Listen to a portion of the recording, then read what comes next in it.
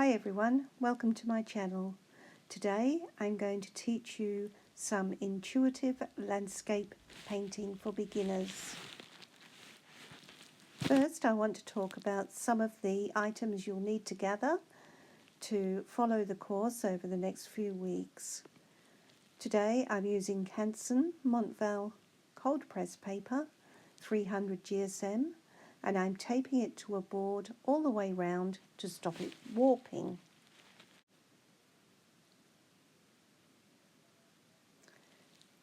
You'll probably need a posca pen or a white gel pen, a fibre tipped pen in black, and a pencil, probably a 2B or a 4B, something like that.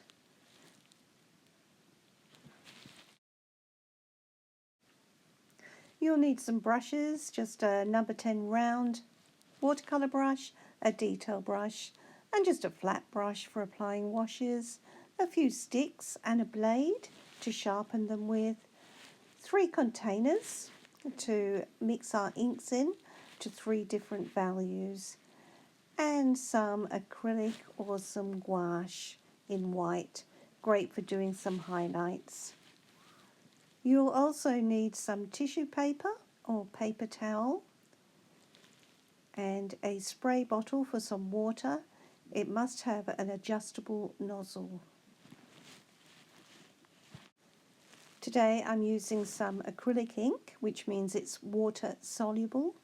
The one I'm using is a Derivan. You can buy other brands such as Winsor & Newton, or I'm sure your local art shop has water soluble ink. Here I'm popping a few drops of full strength ink in one container and just a couple of drops in the 2 other containers.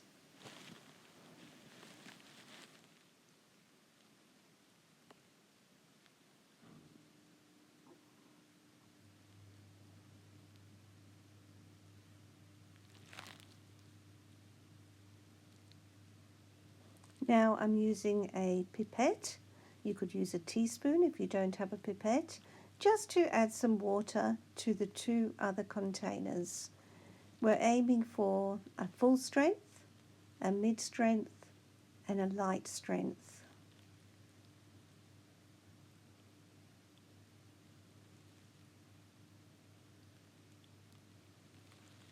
So here I'm doing a sample for you. This one is the full strength, washing the brush, using mid strength,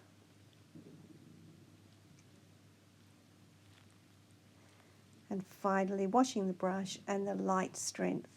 Now you can add more water or more ink to adjust them accordingly.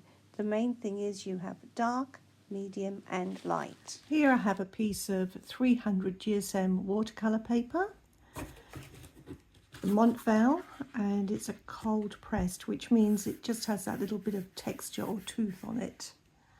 I'm going to use the lightest tone to create a feeling of distant mountains.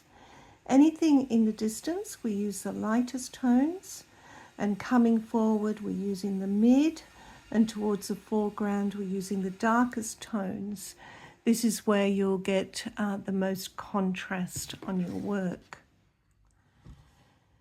So using the lightest tone and about a third of the way down the page, I'm just going to start putting in just a mountainscape and just blending out a little bit with some clear water.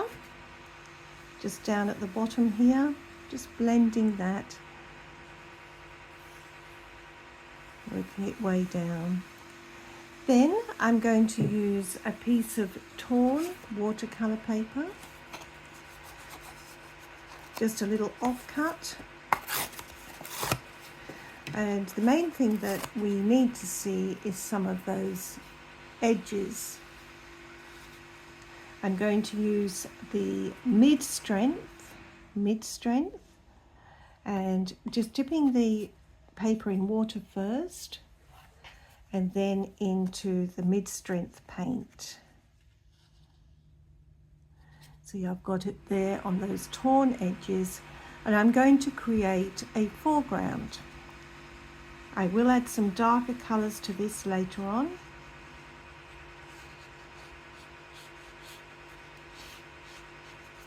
Just pushing up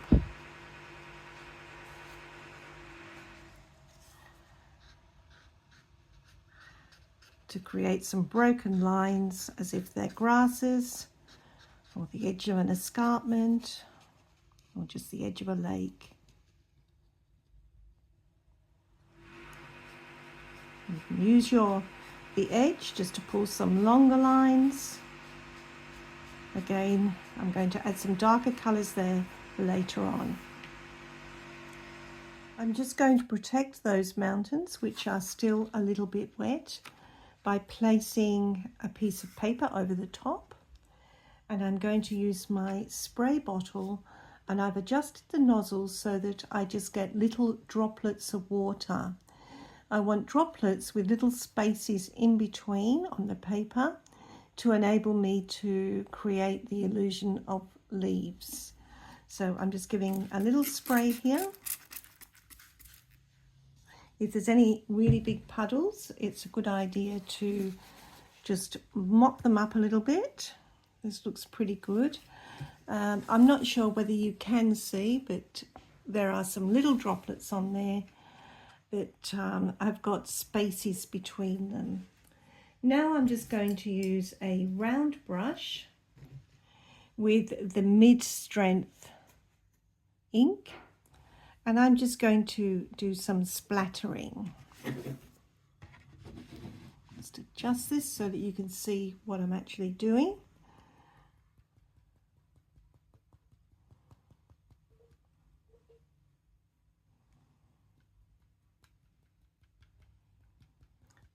These will look like the leaves of the trees. And what happens is when they hit the puddles of water, they just disperse out.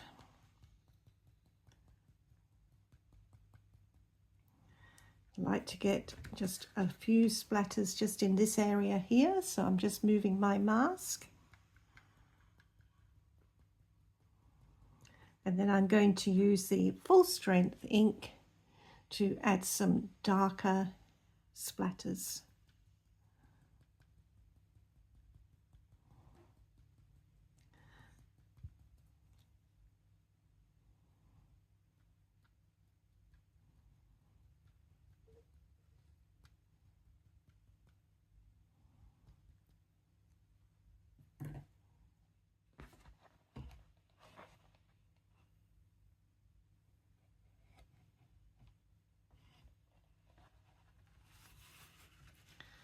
So looking at what we have here, we've got some distant mountains and faded, paler, further away, and our leaves are much stronger and more contrast because they're in the foreground.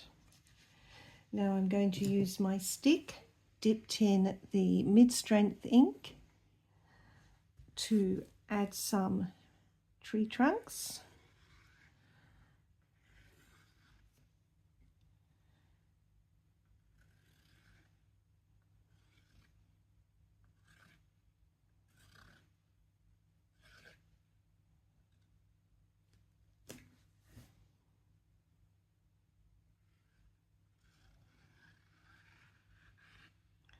It's a good idea to every now and again rotate your stick to give a variation in line.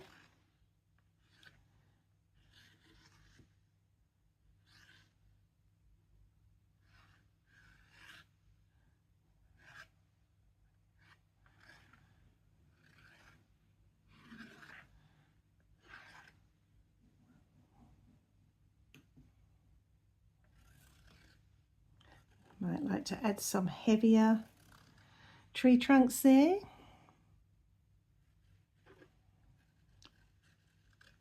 I'm just doing a double line or using a heavier stick. Now I'm just going to use the full strength ink.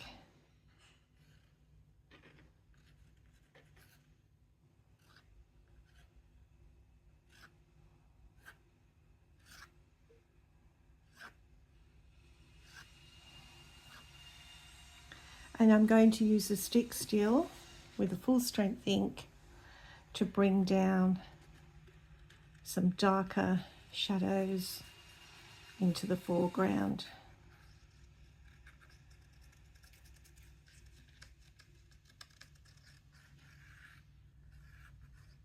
Maybe some grasses growing, quite messy. You can even use some of your paper with some of the full strength ink.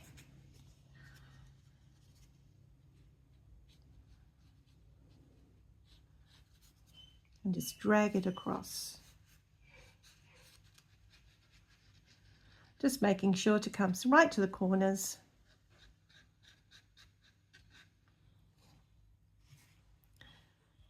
You can scratch into the ink by just using a blade or a credit card or a stick, something similar, just to pull down some of those tree trunks.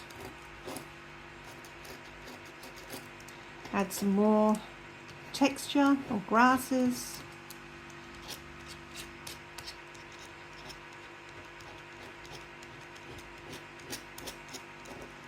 Add some highlights to some of the tree trunks.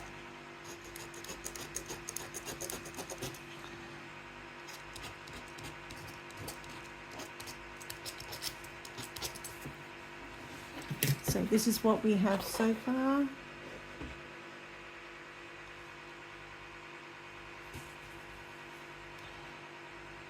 I'm going to use a pencil. You can use this one particular one is a 3B. You could use a 2B, a 4B, whatever you've got on hand, just to add some finer lines to those branches.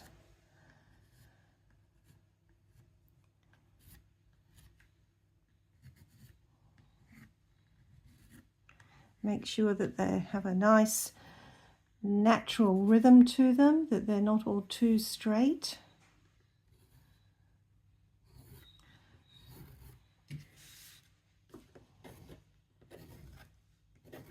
You can add some final little grasses to here, to this area. Maybe some little bit of scribble there to indicate some kind of foliage. And then we'll come back to just putting a couple of little birds on there. I'm just going to use a fine detail brush, and I'm going to use the mid-strength paint. And we're just going to do the head, the body, like a little torpedo, the tail, a little bit more paint here, and the wings. Then we'll have a wing coming out from behind. Little beak on there, and one more little bird. A little circle for the head, torpedo shape for the body, the tail, and then adding the wings and the beak. So this is a lovely little project for beginners. Gives you a few techniques that are really, really very handy. A lot of beginners really struggle with foliage. Just remember, you don't have to put in every leaf. You just indicate the leaves. People will view this and think, yeah, that's a tree, it's got leaves. I could, once this is dry, I could use my white gouache or my acrylic, or even my gel pen or a posca pen to add a little bit more detail down here. I don't think it really needs much, but we could do a little bit while you're here. This is just a white posca pen. Just add some highlights. Really doesn't need much to tell the story.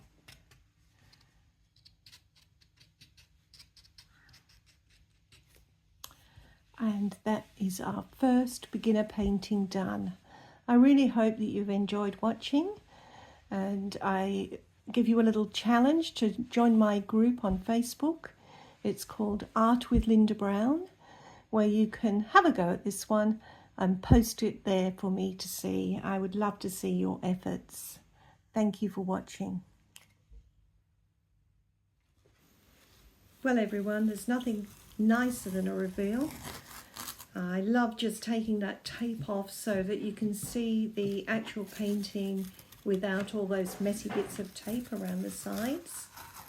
When you take the tape off, make sure you do it nice and slowly and pull the tape away from the painting. That's the easiest way to do it without ripping the paper.